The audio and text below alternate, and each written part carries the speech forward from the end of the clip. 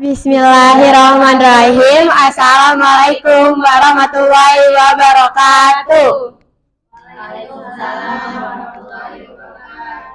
Perkenalkan, kami dari kelompok 1 ingin mempresentasikan mengenai bencana banjir. Yang akan kita lakukan pada hari ini, kita ada 4 percobaan. Pertama, percobaan rumah dengan pohon. Yang kedua, percobaan rumah tanpa pohon.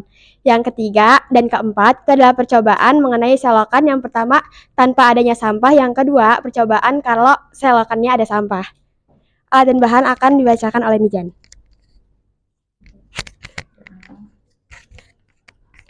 Jadi di sini ada sampah-sampah.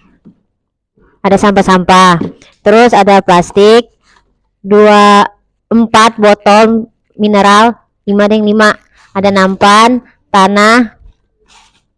Nah, itu aja. Kemudian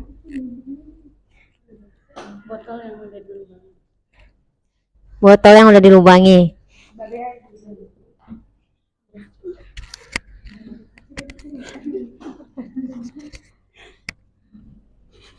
Yang pertama, buat percobaan pertama kita mau nyoba air hujan yang ada pohonnya.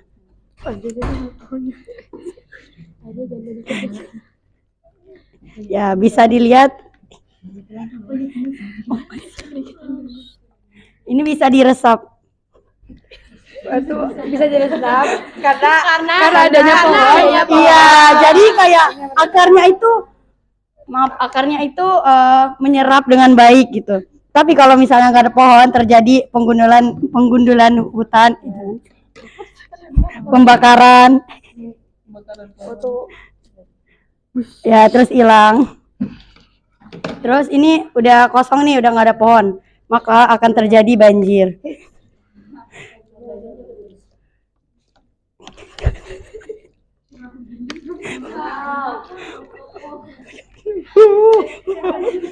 Banjir bandang. Terjadilah banjir. Ini bisa dilihat langsung tumpah. Nih, ini kalau misalnya ini kan banjir nih, terus terjadilah longsor. Banjir. Tuh. Oh, astagfirullahaladzim. Itu tanpa pohon.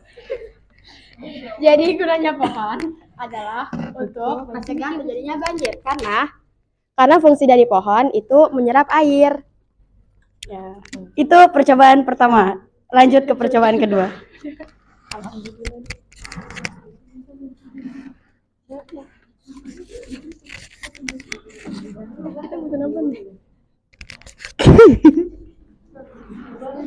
Begini aja, nah.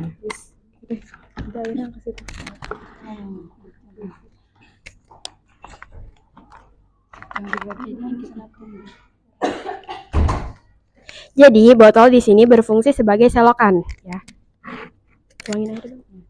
Ketika selokannya bersih, tidak ada sampah, maka air akan bisa mengalir dengan sempurna.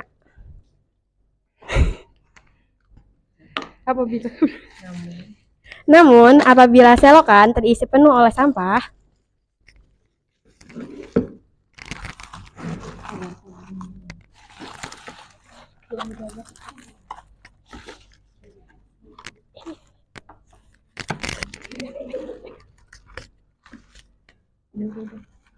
jika sampah penuh di selokan dan air hujan pun membasahinya,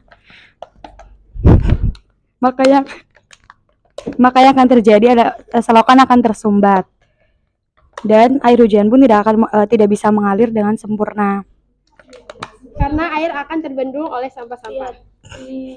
Dan air pun akan meluap dan ke masyarakat. Ya.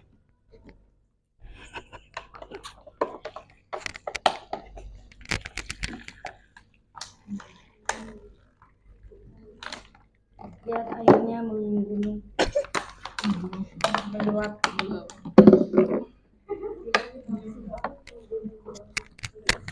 Lihat di sini terlihat kalau misalnya airnya tidak akan mengalir dengan sempurna sehingga airnya akan meluap dan membanjiri rumah warga. Warga sudah tenggelam. Udah. Kesimpulan langsung bener. Jadi kesimpulannya jangan membuang sampah sembarangan dan jangan menebang pohon sembarangan. Kita juga ada tips cara untuk mencegah kebanjiran dan juga cara mengatasi saat banjir. Pertama, cara untuk melakukan penanggulangan sebelum terjadi banjir. Pertama, jangan buang sampah sembarangan. Lakukan reboisasi untuk menanam pohon di sekitar rumah kalian untuk mencegah terjadinya banjir. Yang kedua, pastikan selokan di daerah sekitar kalian bebas dari sampah. Cara untuk menanggulangi apabila sudah terjadi banjir di lingkungan rumah kalian. Pertama, pastikan tidak ada barang-barang elektronik yang tercolok.